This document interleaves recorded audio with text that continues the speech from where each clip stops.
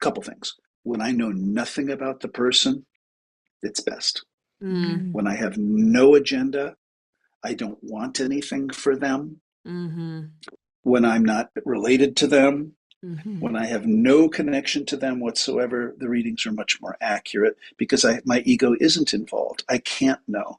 And I have to just be transparent that whatever's coming through is for them. It's not my opinion. It's not my judgment. It's not my ego. It's not my wisdom. It's not me. And that's, I Mm-hmm. think, the whole thing is about when you get masterful at this and you can set yourself aside. Welcome to Honest Feedback, the podcast where deep truth meets bold transformation. We've created this podcast for spirit-led individuals just like you. Seekers of truth, personal growth, and meaningful connection. Whether you're navigating life's big questions, craving more joy and fulfillment, or simply looking for honest, relatable conversations, you're in the right place. Through personal stories, actionable advice, and transformative insights, our ultimate goal is to empower you to create a life that's overflowing with pleasure, purpose, and authenticity. We know you're capable of incredible things, so let's make it happen together. Welcome back to another episode of Honest Feedback Podcast. We are so happy to be here today with someone super special. Are you guys into like paranormal, supernatural? Psychic development. All the things, remote viewing, Yes. Maybe an exorcism or two. Where are my spooky people at? Yeah. Mm-hmm. Well, spooky I feel like is a wide generalization, but we have someone here who I'm so proud to call a teacher, a mentor, a guide, Dr. Kumu Patrick Scott King. Or is it Kumu Dr. Patrick Scott I think King? you called him King. Oh my God, I did. Is he related to us? All right. Say it one more time. Okay. Kumu Dr. Patrick Scott here with us today. This man is an incredible human being. He is a Kumu in our lineage of Ho'omana, the Hawaiian energy work that Lisette and I both belong to. He is also a doctor, like a doctor. He runs the Heads Up Clinic in Las Vegas. Yeah. They serve over 10,000 They people. serve over 80,000, but Over 80,000 people? yeah, I believe so. Let's say they serve a whole lot of They people. serve a whole lot. Maybe 10,000 was how many is in the MER study. He did all of the clinical research on mental emotional release. Like he's a baddie.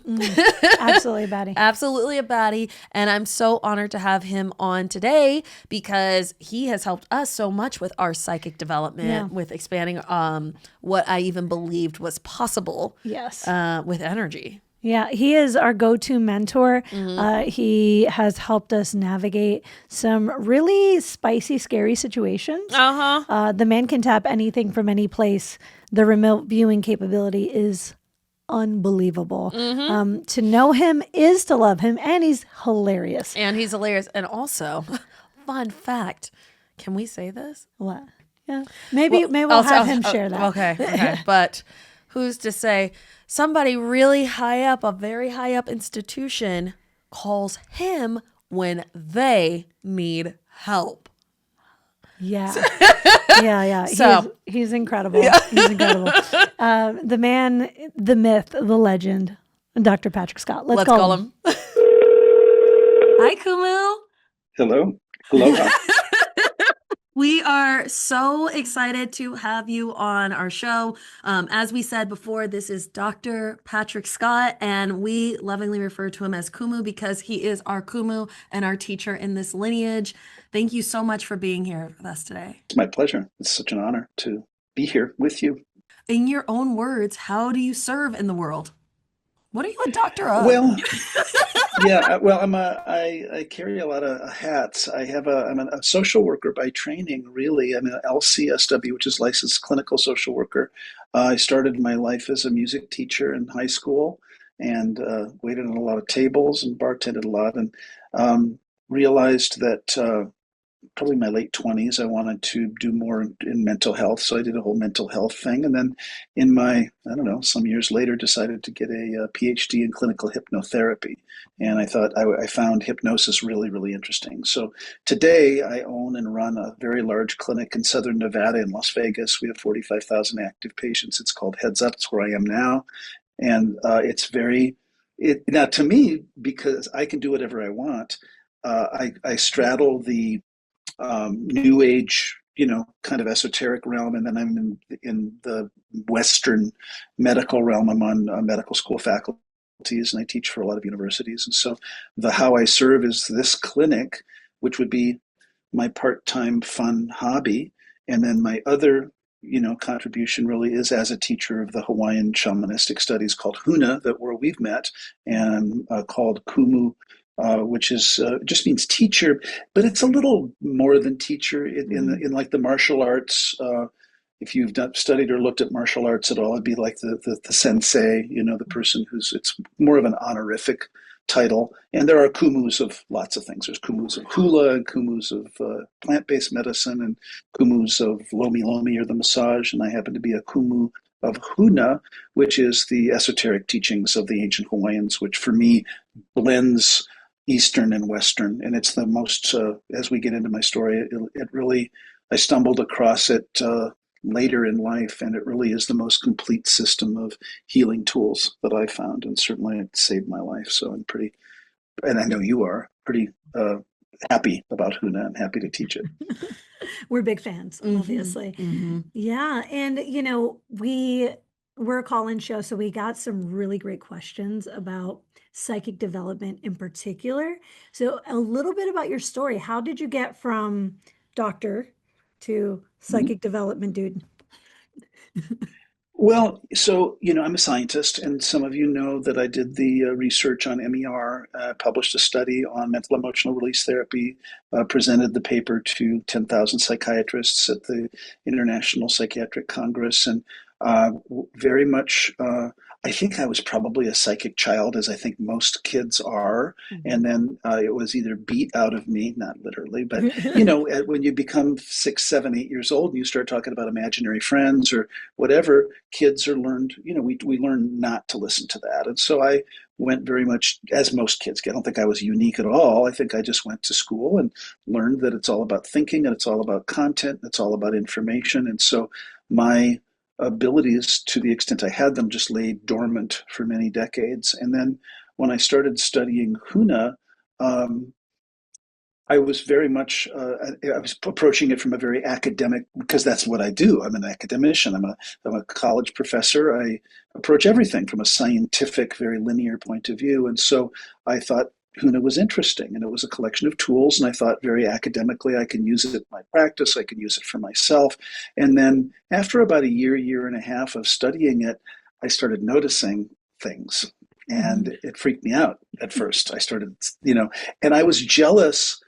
A lot of people are attracted to Huna who already are tapped in: psychics, channels, mediums, people who do energy work, Reiki practitioners, massage therapists, acupuncturists, physicians of all kinds, chiropractors, nutritionists, so on. And they're attracted to those teachings. And so I was jealous. I had FOMO because I would see my classmates, oh, I see the aura and I see the energy and and I was so jealous because I didn't see shit.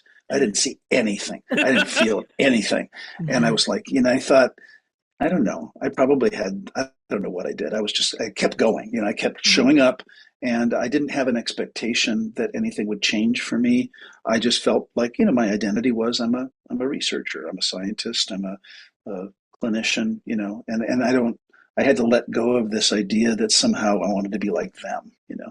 And then I think about a year and a half in, I started having experiences. And I can't tell you really why. All I know is that I think now, as we commit to a spiritual path, as we raise our vibration, as the planet raises its vibration, we start to be in touch with vibrational energies that are always around us, and that we ignore, that we just stuff. And so this would have been probably in around 2009 or so. I started seeing energy, and I started feeling energy. And where I felt it first was in my body. I would notice that I would have correspondence with a patient or whatever, and I didn't say anything because I was very much in the closet, among other closets I had been in. And so I didn't say anything, but I started noticing. And then every 6 months I would go back to Hawaii and study, whatever the next level was. And then I had a series of near-death experiences, which I think sort of solidified a spiritual path and really kind of woke me up. And I needed waking up. I was burning the candle at both ends, and so I had a back injury that I started with that was healed through these teachings. Then I had a ski accident where I landed on my head and and flatlined and had a near death experience. It's a long story. And then I got cancer in 2017, stage 4 cancer. And at each one of these really, and I'm underplaying it, huge health scares, I used these tools. And then I noticed that as I applied the tools, I started having more energetic and awareness, more psychic ability, more ability to read things, to know things. And to be frank, it freaked me out at first. I got a lot of consultation because it really freaked me out because we all think we're crazy. Like, do you see what I'm seeing? And they're like, no, I don't see that. Yeah. And so now here, many years later, I've made peace with the abilities and made peace with my role and I work, I'm going to say probably 60% of the actual clinical work I do now is in the psychic development realm. So people come to me for readings. I do, past life regression, and I do all sorts of things, and completely at ease with it now. Doesn't freak me out. It freaks other people out when I read things that they didn't know they needed. But I believe it has to do with as much being open and letting go of that old story that I can't. Because what would happen, because I've had the fortune of having a large student population and a large clinical population that I work with, the students and the patients that I have would know that I'm going to the witch doctor school, or they call it the Hogwarts magic school, or they call it, whatever. Didn't you just go to that thing? And I remember coming back from level 3 where I learned advanced depossession, exorcism. And I had the great fortune where a long-standing patients of mine would come in and they'd say, well, I think I'm possessed. And I would look at them and say, congratulations. And why are you sharing that with me? Well, didn't you just go to that Hogwarts magic school? Don't you have a little booklet on the shelf that you can pull down? How did you know? Well, I work with psychics and mediums and trance channelers who are very psychic. So they would challenge me at every step to, and really they had more faith in me than I did. They figured whatever their issue was, I could help them. I would say, what makes you think I can help you with that? And they'd say, go grab the binder. We get these books at Huna, and I'd pull it off and they'd say, we're advanced depossession, and we do it and it would work. And so thousands of repetitions later with all sorts of weird requests,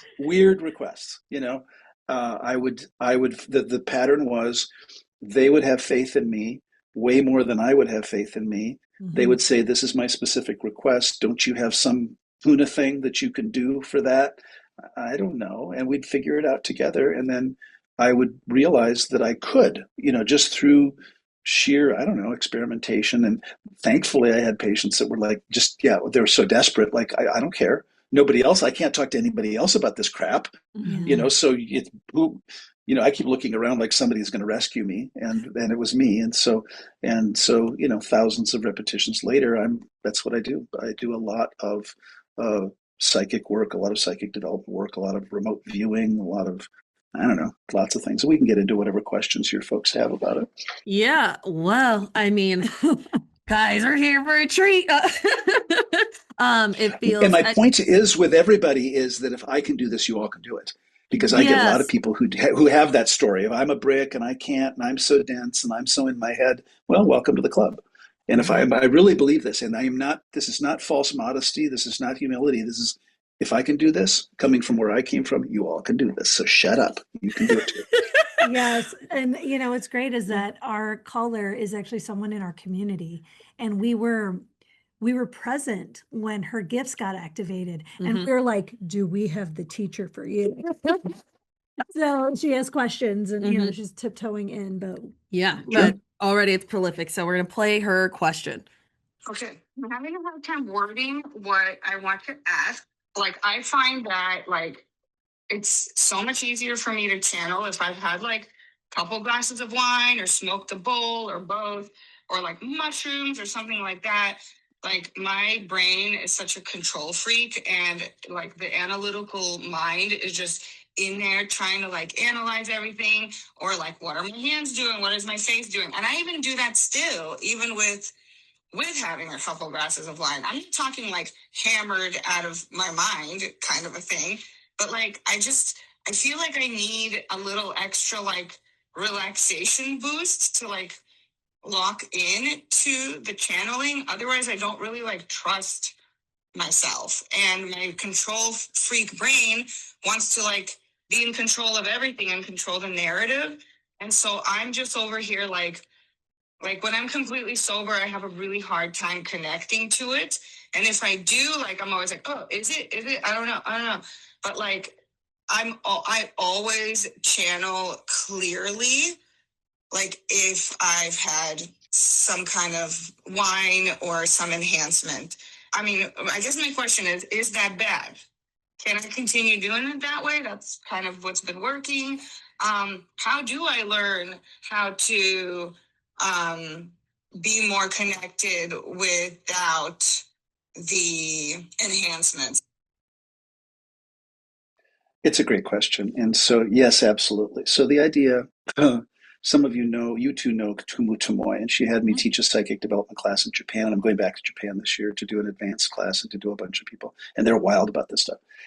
And so I said to the class, I said, okay, today, understand that your conscious mind is overrated. We think it's in control, and we think it's the be all end all, that the conscious mind, runs the show, and it technically does run the show. The repository of everything that's ever happened to us is the unconscious mind. We learn that in NLP and psychology, right? That all of your trauma's in there, all of your emotions are in there, and then we have this thing called the higher self, which is a soul connection based on whatever your spiritual affiliation is. And so I said to the class, okay, today we're going to set aside the conscious mind. And they go, got it. They're very dutiful. I said, okay, and we're going to set aside the unconscious mind because it's distracting. Your emotions are distracting. Your physical body's distracting. Your rumination's distracting. Your trauma's distracting. And we're going to set aside the higher self because reading is not about you. And Tomoe looks at me with her big eyes, and Tomoe, and she goes, what's left? She was terrified. She goes, what's left? If there's no conscious mind, there's no unconscious mind, there's no higher self. I said, well, what's left is you as a clear, clean channel. And so the self-medicating, and I've done it too, masterful. The more wine I've had, masterful, because essentially the wine, the substance is helping us get out of our head. It's helping us, set aside our ego and our opinion and all of our judgment and all of our self-criticism. And am I going to get it wrong? And what if I hurt them? And trust me, I've been there. And so the good news is that now I love wine. And I love substances, and I love weed, and I love cannabis. And I do. I have no judgment whatsoever. And because I do this for a living, and I do it during the day, and I get paid for it, I can't really be drunk. I mean, I suppose I could. I own the business. Just so you know, I'm sitting in a substance abuse treatment facility right now that I own. Yeah. So it would be a bit of a mixed message if the doctor comes in blasted, So the good news is that your ability to set aside your ego, your opinion, your judgment, all that conscious mind, unconscious mind stuff is really getting you out of the way with the goal of being a clear, clean channel. You're just like an antenna. And so, and I don't mean that, I mean that literally. You're just an antenna. The challenge is to be able to translate through your voice what's coming through. And I find there's a law of diminishing returns. If I'm too drunk or too stoned or whatever, I can't even form sentences, so it's useless, right? And so there is a learning curve there where you learn techniques to do that without that. Now, I am not suggesting don't drink and don't use substances. My fantasy prayer for you is that you will continue to develop your skills without the need for the substances to do it. And I think that's what happens with repetition as you start trusting yourself. Now, the hard part about psychic readings is we like to be right. We like to know that we're saying correct things. Yeah. And the challenge is, and I certainly have thousands of examples of, I have found that when I'm a couple things, when I know nothing about the person, it's best. Mm. When I have no agenda, I don't want anything for them. Mm-hmm. When I'm not related to them, Mm-hmm. when I have no connection to them whatsoever, the readings are much more accurate because my ego isn't involved. I can't know. And I have to just be transparent that whatever's coming through is for them. It's not my opinion. It's not my judgment. It's not my ego. It's not my wisdom. It's not me. And that's, I think, the whole thing is about when you get masterful at this and you can set yourself aside. And I've gotten feedback from classes that I run that I have a very distinctive facial look when I'm channeling that's different than what you're getting right now. And it is, and now it's so practiced that it's in a split second. I used to, when I first started doing readings, I would have to be in trance. I would channel like Edgar Casey, meaning I would have to be down in trance in order for me, and then stuff would come through. In my team, my tribe would ask questions, but I would have to be in such an altered state of consciousness, not even with the substance, just in hypnotic trance.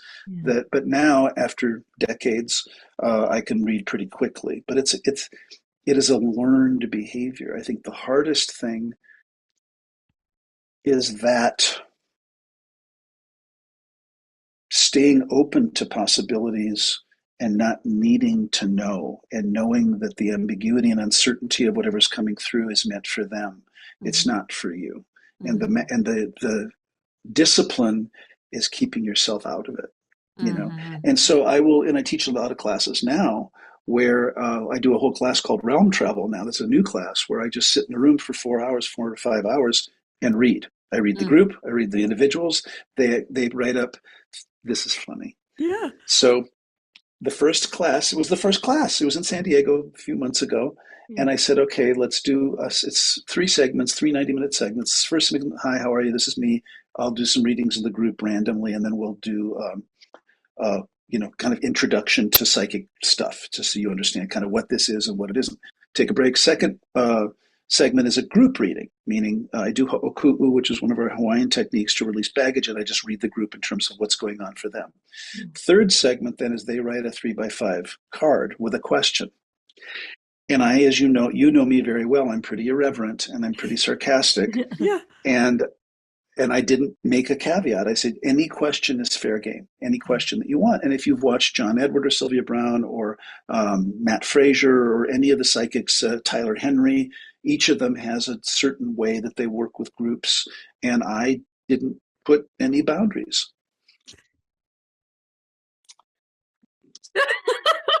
Tell us everything. Question number 1, does Jesus love me? Oh. Yes. Question number 2, am I on path? Yes. Question number 3, is my dead mother okay? Yes. Question, and so on. And I didn't mean to be, and I could see some of the faces going, what? That's it? Just yes? I said, well, yeah, Jesus loves you. You're fine, you know. So in the second, and I didn't leave it at there. I went deeper with these individuals, but they were like, that's it? My mom's okay? Well, let's talk to her. Let's find out, let's see how she's doing. But yes, your mom's fine, And so the second class that I did a few weeks ago in San Diego, I said, okay, listen carefully. Do not ask me if Jesus loves you. Do not ask me if you're on path. From the point of view of the other side, we're all on path. As much as it sucks someday, we chose the suck. We chose these people. We chose these relationships. We are on path. So to say, are you on path? Now, you may be face down in the ditch next to the path, and they all laughed. But it will help you get back up onto the path. But please ask a specific question. I mean, I want to know, did Aunt Tilly put the will in the dresser behind the, I need specific. And then when I guided them with specific questions, then that guided them more into real specific things that they wanted to know. And those specific things came through.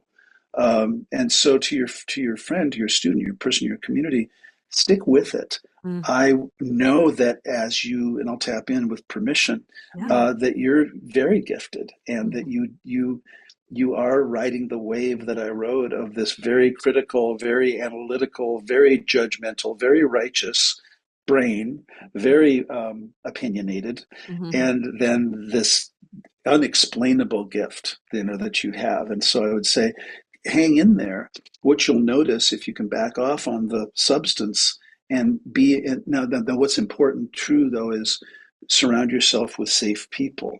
Yeah. I don't, luckily, knock on wood, Mm-hmm. I've never been challenged, meaning nobody has. I recall a news show years ago where Sylvia Brown, it was Larry King Live, and he's been dead for years now, but basically it was a bunch of my teachers who I studied with, Brian Weiss and Sylvia Brown and Deepak Chopra and Wayne Dyer and James Van Praagh and others, some psychic, some not. And there was the skeptics, and it was a bloodbath. I mean, it was just so contentious and so not pleasant. And so I don't put myself in situations where I'm going to knowingly want that level of animosity or skepticism. I don't need to prove anything to anyone. And the few times I've had some skeptics or whatever, I will do a very specific reading that will just leave them in tears. Not that I intend to leave them in tears, but that they will get a convincer very clearly. I don't need to prove anything. And so with your friend, I just say keep going and keep practicing and have fun and don't need to know. You're not going to know. And I think that's the hardest thing. You're not going to know if you're right, and it's not about being right. But don't set yourself up to have to prove anything to anyone. A reading is a gift. The challenge for us is in the translation. You're going to get impressions. They're going to mean something to you. Now, sometimes we can talk at length about where the information is coming from. Is it Akashic records? Is it dead relatives? Is it dead pets? Is it spirit guides? Is it God, Jesus, Holy Spirit? Pick your religion. There's a number of sources where information comes through. The I think the competency, if you will, is just learning how to translate what you're getting into a meaningful way for others, and that just takes practice. When you're drunk or stoned or high or whatever, you just blurt it out, and it's a fun party like atmosphere, and you probably don't even care, that kind of thing. And so the challenge is just to not care and just to come out with it anyway. So I hope that helps. But she's very, very gifted. Yes, she is. So gifted. She has another question that's kind of on the other side of this exact same question, where she was like, but she goes, I'm also someone who does enjoy altered states, like kind of getting blotto. And she goes, and so how do you create healthy boundaries where she's like, sometimes when I'm in those states, I'm so much more open and receptive that I unexpectedly slip into channeling or receiving communication. And then she gets worried that like she might connect to something darker or not of the light. And so and so she was like, how do you set yourself up for that? And she was like, is there a way to like turn it on and off when she is in these altered states? And yeah, how do you know? Her other question, how do you know the thing that you're talking to is actually the thing that it says it is? Well, you don't. And so this is really important. And I work with the Catholic Church. I work, literally doing exorcisms because there's no exorcist here in Las Vegas. And what we notice statistically around, and the Archdiocese and the Vatican keeps very good statistics, and I'm really impressed with. And I'm not Catholic. I'm not even Christian. But I've been working not very closely. I've had referrals. And I've been studying. So there's some really great YouTubers that are actual exorcists for the Catholic Church. They keep really great records, and they talk at length about how does one attract a demon, what behaviors or life conditions are that attract the darkness, and they are I'm sorry, addicts. Because if you think about vibrationally speaking, people who are addicted to lots of substances or alcohol have a very low vibration, and so they're susceptible to, whatever comes in. You and the Exorcist's warnings, the ones that I watch on YouTube, say, if you're using a Ouija board, don't use a Ouija board. That's calling in all sorts of stuff. You can use a pendulum, but understand, and this is, I think, the important marker for me.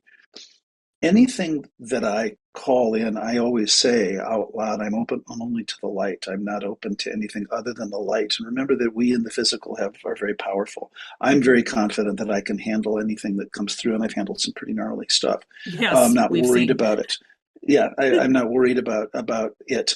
But to someone who's kind of coming up and wanting to develop these things, the double-edged sword of the substances is in an altered state of consciousness when you're blotto, when you're not firing on all cylinders, and you can't know what's coming in. Now, what I will say is, if you are open to the light, there was a book series years ago called Conversations with God. Yes. Now, the theory is Neil Donald Walsh, homeless, angry at God, shaking his fist at God, why hast thou forsaken me? And all of a sudden he gets a vision, or he starts writing on a legal pad. And you can look him up, Walsch. And God starts talking to him. And the whole book series is God talking to him. Now, skeptics would say that's just Neil. It's just Neil writing fiction. It's just good fiction. But if you look at the veracity of the content of those books, it's fascinating. Yes. And so when you get a reading and some information's coming through, if it's of the light, it's going to have a particular quality to it. If it's of the dark, it's going to have a particular quality to it. Here at Heads Up at the clinic, we want to make the distinction between what's a spiritual crisis and what's schizophrenia. Someone who's paranoid, who's schizophrenic, who needs to be on meds, the content of the material, the delusion, the hallucination is going to be very persecutory, very dark, very evil, telling them to do evil things, saying bad things about them, that they're losers and all that kind of stuff. And so you can benchmark through recordings and through having your friends listen to this stuff. If it's dark, and if it's negative, and if it's critical, and if it's deprecating or persecutory or telling you to kill things and kill people and steal and do bad things, lower vibrational things, then chances are you're tapping into some dark energy. If the stuff that's coming through is of the light, you can tell people are smart. Yeah. And I think that people get really bored. The other side is not sentimental, and people want Aunt Tilly to come through and go, oh, I miss you so much. She doesn't. She's awesome. She's great. She's in the bunny unicorn, place where everything's really awesome. Yeah. She will say, now the reason why the dearly departed don't come to us often is because of our grief. They don't want to continually remind us that they've passed on, including, children that have passed prematurely and pets that have passed prematurely. I mean, it can be so they're very conscious that they don't hang around to remind you that they're gone, right? Even though they're technically with you. So now I am not afraid of the darkness. I can handle absolutely anything that comes through, but it is how is the content of what is coming through. And if it's really ugly and pretty critical and pretty negative, then it's probably not of the light. It's probably some other force. Yeah. That's good. Well, now that I've got you on the air, I'm going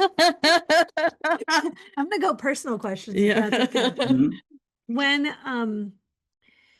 I have had interfacing with things, and I love a good depot. If it comes to you, is it just a rule of thumb? They're asking for a passage to the light. Is that how you see all entities that possess people that are if they're paying me, do I have permission to get rid of it automatically? Yeah, you do. And so, you bring up a good point, this whole point about permission. One of my pet peeves are would-be psychics that go around in public And I use Aunt Tilly. Aunt Tilly's my favorite lady. She's not real. She's my euphemism for any person that's coming through. And, you're in Costco and you're walking around and some random person comes and says, your mother is behind you and she has a message for you. It really is annoying and really not okay. And it's really inappropriate. So I teach psychic development. I teach classes on this kind of thing. And and in Huna, we work with permission.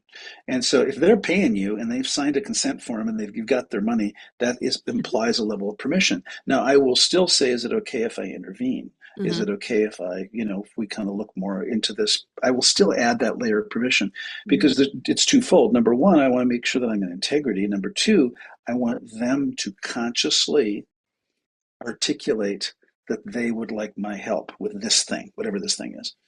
And I think it just adds a layer of safety, and integrity to your work so that you're not just willy-nilly digging around and poking around and things like that. And so I don't like it, and you've seen me not like it. Yeah. And the answer to your question is, yeah, if it comes to you, it's for you. Meaning it's you, if you're in a room or you're doing a thing, and I've done things in rooms and I haven't necessarily going yippee. I literally have looked around like, is there somebody else that can handle this? And no, there is no one else that can handle this right now. So you do it, and it's fine. But yes, if it comes to you, it's meant for you. Yeah. Yeah. Well, like feeling into what you were saying earlier about like, where's the information coming from? Yeah. Where's the information coming from? Like, okay. So the other side or heaven or hell, whatever, a different vibration, different frequency. There's lots of theories out there about what the other side is.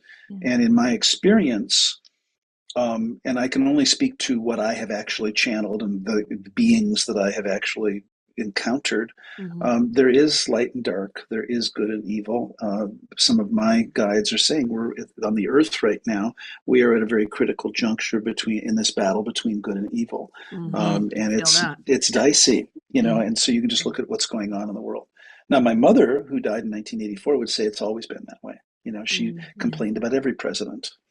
I used to do Alzheimer's evaluations, and one of the mental status exams for demented patients is who's the president of the United States. And one of my favorite things is when I would deal with somebody with organic brain syndrome or Alzheimer's, they would say that idiot. And that idiot applied to every single president for the last 50 years, that they don't know who it is today, but it's that idiot, whoever that idiot is. And so my mother would say up against our law of cycles and rhythms that, this is thing. Now, to me, it seems intense with the wars and the economy and all that kind of stuff. I don't know if it's any more intense. Now, from the other side's point of view, where the information comes from are not that many variables. So certainly we have what's called the Akashic records. Now, the Akashic records theoretically is the record of human and any information that's ever been captured, and that you can get readings from Akashic records. There are angels. Now, angels are not, I have not met a lot of angels. I'm not an angel person. There are people who really specialize in angels and angel cards and angel, all that kind of stuff. But angels are a different species. They have not ever been human. Once an angel, always an angel. So I sometimes channel angels. Sometimes I channel the dearly departed. And there's two categories of dearly departed. There are pets and there are relatives, people that have passed on, not even family, just anyone that has been in your sphere that is now on the other side that comes through with a message or messages for you. And then there are spirit guides. As in the ascension of souls, we go through our paces. And when I channel the other side, like I said, it's not very romantic and it's not very sentimental. We're here to learn. And I get the FU, the greatest challenges that we have, those beautiful beings of light that are our greatest challenge or our greatest teachers. I can say now, cancer and head injury and all that stuff, greatest teachers. If you would have told me that in the middle of it, I would have used some colorful language. Like, I was not in the place of going, this is such a wonderful experience. Now I can look back and it was important. The reason why we forget when we incarnate is that if we knew, we wouldn't do it. If we knew what we were about to encounter, we wouldn't go through those challenges because but they are our greatest teachers. So, dearly departed, the spirit guides, there are layers of spirit guides all the way up to what's called the higher council.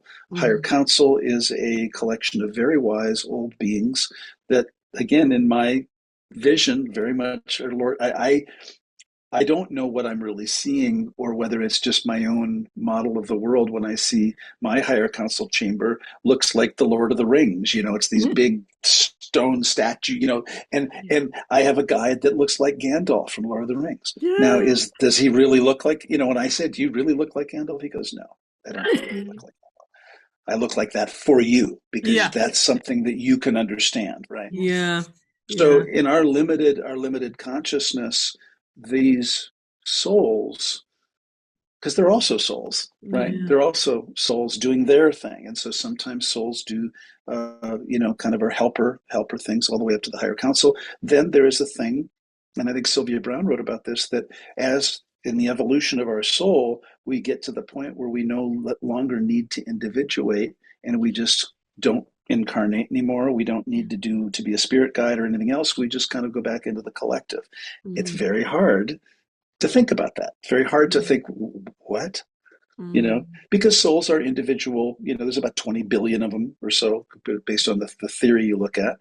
And it's hard to imagine that we evolve to be closer to our creator, however you define it, and that at some point we've learned the lessons, we've cleaned up the karma, and we just kind of roll back into the collective as an energy, as a being like that. I will tell you, people ask me, what they look like, what do souls look like? I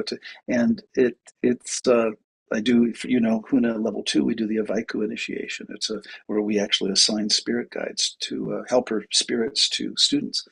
And I wish you could see what I see, because they're adorable. They're like looking down, and they look like seedlings of light, and before they actually incarnate, if you will, before they come down and they adopt some sort of name and a specialty and a look, they're just like these seedlings of light, and they're like peeking down, waiting for the chant, to come down. And I believe that at that vibrational level, in order for us to understand, they need us to understand through our filters. And so in terms of psychic development that I teach, everyone is going to they have to do it their own way. And so, what I have several guides, one of them happens to look like Gandalf. Gandalf is the one, this is a funny story.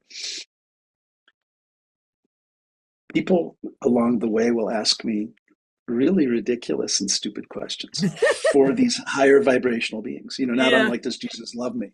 Yeah. So I had an Alakai, remember Daryl? And he was wanting a reading from Gandalf, and it was Gandalf. And Daryl was my director, vice president of marketing or something. And so he's got his list, man, and he wants a reading from Gandalf about exactly what software package and like, what are we going to use? ClickFunnels? Are we going to use Active Campaign? Are we going to use this or that? Now I'm channeling. I'm just kind of off to the side. And Gandalf actually says, I haven't been in a body for 1,000 years. What the fuck would I know about what software package? I don't even know what a computer is.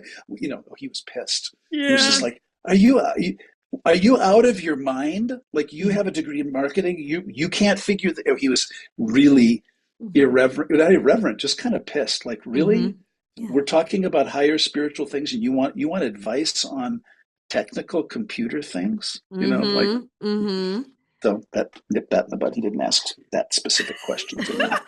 And so when you look at what you're asking, if you're asking a disembodied thought form that hasn't been in a body for thousands of years, well, do I have the burrito or do I have the salad? They don't care. They don't have bodies. Don't, come on. Don't, can you lighten up your questions a little bit, raise the vibration of your questions, which makes it hard, because people, so then sometimes they'll look down the path, and they will offer, by the way, their opinion. They will offer guidance and yellow flags like watch out for this and watch out for that. But understand that they won't intervene. They're not going to. Angels will intervene, and there's many cases of miracles happening with accidents and things like that. But your guides are not going to, and it's frustrating because we want them to tell us what to do, and they will have opinions, but again, it's our path, it's our karma, it's our journey. And so I think that gets dicey because there's also a presumption, I think, that they on the other side know everything, and they don't see, they don't know. Like when I say, like and I don't do this anymore because I get laughed at by them. When I'll say, well, is there going to be a World War III? I don't know. It's your planet. You guys are, doing what you're doing. We have no control over what your political leaders do, and so they're just as, to them, it's like a soap opera. Oh. They're like watching, they can see down the path, but they're not, they don't determine, they don't control our outcomes. Right. And again, go back to the Christian faith, the idea that God gave us free will. This is, obviously conversations with God. Why would God give us free will and then want to dictate everything? Why would God give us free will and then take it away? And he doesn't. And he or she or it doesn't do that. It is very much free will. And so the outcomes are not certain. And I think people want readings, they want certainty. Tell me exactly what job to take. Tell me exactly. Now, this is the hard part. Sometimes we need to learn the lessons. Before I went on the ski trip, everything about that ski trip was not working. Nothing worked well. And I didn't listen because I'm stubborn and I'm going to go on this ski trip and I'm going to go on the ski trip. I nearly died. Okay. 10 years later, great lesson. Listen to the signs, listen to the symbols, but from the point of view of the other side, the most painful experiences are the greatest teachers. So in our limited ego-based judgment, we wouldn't choose death or accident or the miscarriage or the, whatever it is. We wouldn't necessarily choose that. And those are some of our greatest teachers. Wow. I'm just like, well, okay, I had 4 questions come up, but I'm like, what would you say to like a parent who they're noticing their kid is having these gifts? They want to support them and help them and not squash it down. And also maybe they don't really know how to navigate it. And it's like, they're talking to an imaginary friend, but like, I don't know if that's a good friend or a bad friend. I don't know how to guide them. What can I do to help my kid foster the gift? Because I believe in it and I want to support them and I would love help. So if there is evil in the world and if there are demons and lions and tigers and bears, oh my, they feed on fear. And so when we are afraid, that is what they feed on. And then this is not even, it's not even my opinion. It's, you could go look on Netflix. It's just kind of the way it goes. And so if you're not afraid, and if your kid is having an imaginary friend, encourage it, foster it, ask them about him, he or she.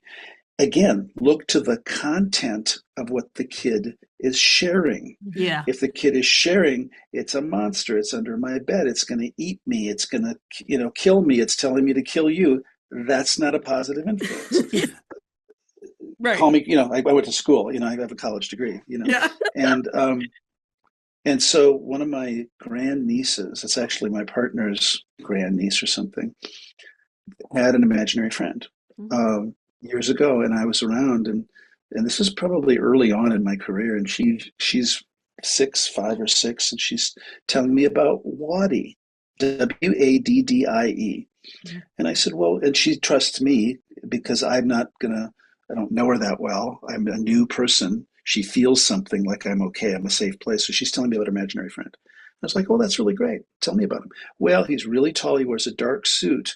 He wears a top hat like Abraham Lincoln, and he is my friend. And he tells me, kind of what to do and how to navigate friends at school. And he really protects me. And he walks with me, and we just have a really good time together. I said, well, that's really great. She goes, and sometimes, little girls can be really nasty, and they are really bullying. I said, even at 5 or 6, she goes, oh yeah, you have no idea. Preschools are rough, Rough out there. And I was like, okay, tell me. Yeah. And she says, and Wadi's there with me. Well, Rick's mother is in the kitchen cooking, and she hears the name Wadi, and she comes out and she goes, what did you say? Now, this is a very Catholic family. What did you say? And then the little girl starts talking, and she goes, oh, Patrick, what did she say to you? I said, well, that she has an imaginary friend named Wadi. And Nancy, who was Rick's mother, has since passed away, starts crying. And, I have her come over and sit next to me. I said, what's going on? She said, Wadi is my great-grandfather. That's his name. He always wore a dark suit with a top hat. Oh. He died before I was born. Wow. But I knew of him, and I saw pictures of him. Yeah. And so that was a cool family moment. Rick was, because Rick thinks I'm crazy, and everybody thinks I'm crazy, but I'm just facilitating this dialogue between this 5-year-old, her imaginary friend. Now, I didn't see Wadi. I didn't know anything. I'm just a brick, I'm just sitting there. And, but when Nancy came out of the kitchen, it was like, what did you say? And so now the child is now an adult, has children of her own. We don't talk about that stuff, not because it was prohibited, but she learned what she learned. I don't know if she's particularly psychic or intuitive, but that was a really special moment for it. And it brought the family together. So it was Rick's mom, Rick, my partner, and then it was his niece's daughter. So this is like 4 generations that are talking about a human who had not been on the planet for 100 years, and that he was walking alongside a 5-year-old or a 6-year-old who's getting bullied at school.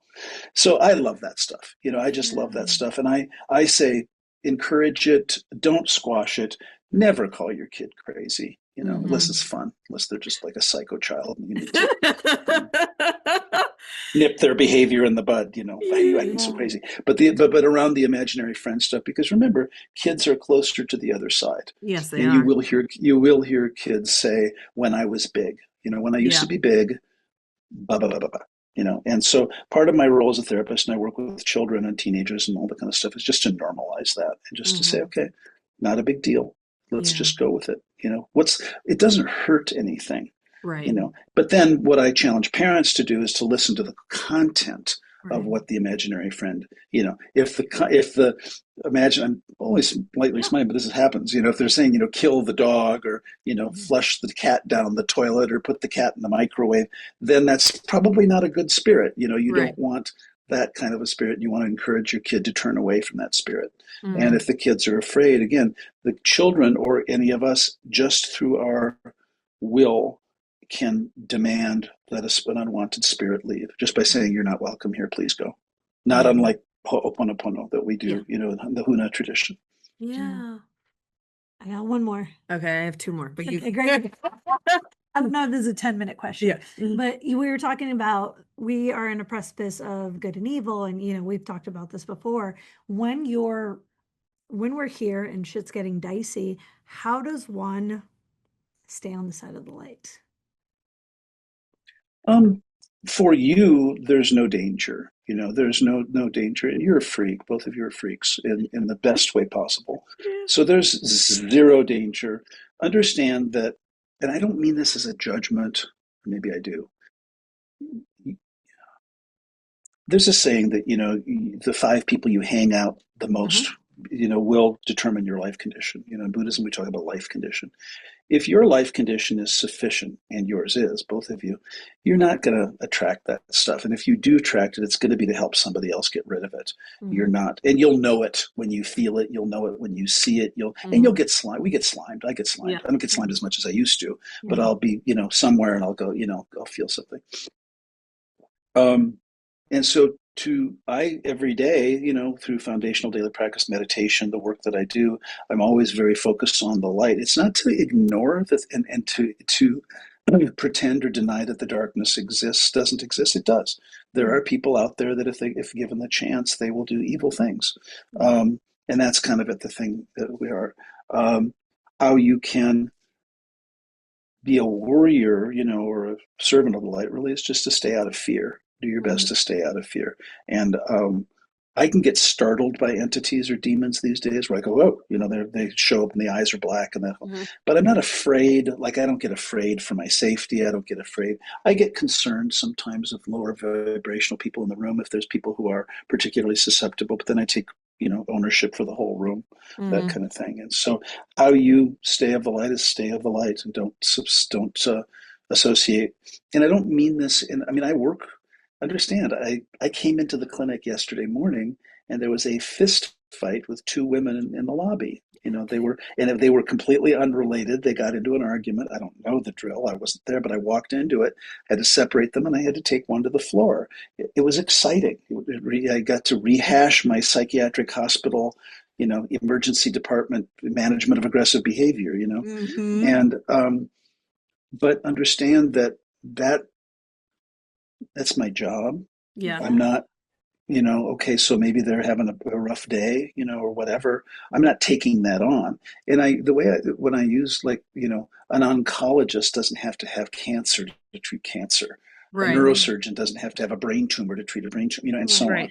on. An OBGYN who's a man doesn't have to be able to have children in order to understand it. So your role as helpers, as coaches, you don't have to take on the energies. And I think that part of my mission is to help practitioners learn how to stay really clean through all the tools that we have, the release work and the that kind of thing. And it's hard sometimes, it gets really discouraging sometimes with what's going on. And if you have a steady diet of people who are super negative and super dark, it gets trying. And that's why self-care and balance, it sounds cliche, work-life balance and having a life and caring for yourself.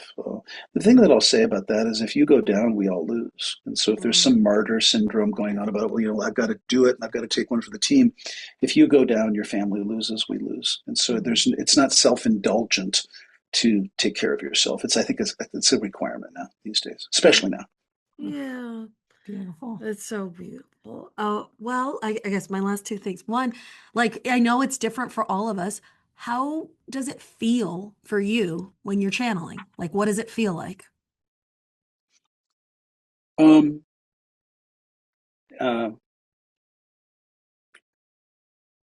not present. If you watch me, and you have, I'm over here. I've stepped aside, and what's coming through is what's coming through. It is effortless. It is like reading a book. I'm not trying. I am not wed to the content. It is not, and because it is not me. My favorite thing is when someone asks for a reading and wants to fight with me about it or disagree, and it's like, take it or leave it. I'm, okay. Yeah, I wasn't there. I told you the story. You know the story of the lady who, this is early on in my channeling career, and I was getting a grandmotherly figure, so I said that there's this woman to the right, to your mother's bloodline who looks like a grandmother. She goes, I don't have a grandmother. Didn't have a grandmother. Can't be a grandmother.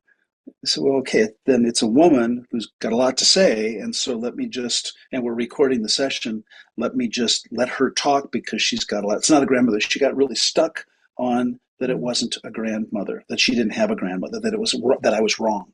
And that destabilized me a little bit. This was probably 10 years ago. And so we did the reading and we recorded it. And she came back the next week and she started the session crying. And I said, what's going on? Kumu, I'm so sorry. It was my great aunt. And I said, and you couldn't make the fucking leap?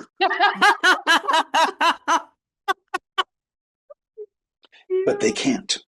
And so I find that the more obtuse, this is the translation part, because some of you, Jocelyn Berkheimer, she wanted me to predict the birth of her second child.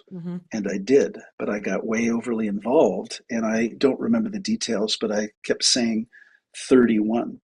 31, the number 31's coming through. And I interpreted that mean on the 31st of this month, the child's going to be born. Well, the child was actually born 31 days after that reading. Uh, Wow. yeah. Uh-huh. Yeah. I wasn't wrong. I wasn't wrong. I was overly involved. Yeah.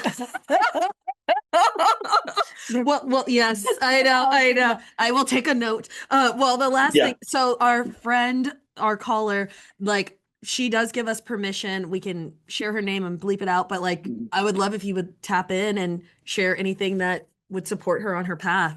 We feel that she's very talented.